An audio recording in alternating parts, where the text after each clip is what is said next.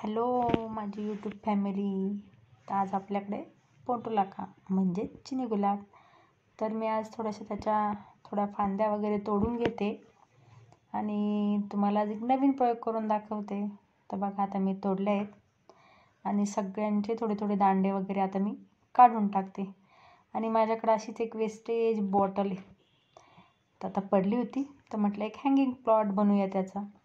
तर त्याला मी आता होल वगैरे पाडले आणि माती भरायच्या टायमाला नेमका पाऊस चालू होता, त्याच्यामुळे मी व्हिडिओ काढू शकले नाही. तर बघा मी त्याच्यात माती भरली आहे आणि सगळे छोटे छोटे प्लॅन्ट वगैरे त्याच्यामध्ये लावून दिले. तुम्ही बघू शकता, तुम्हाला दिसतही असेल.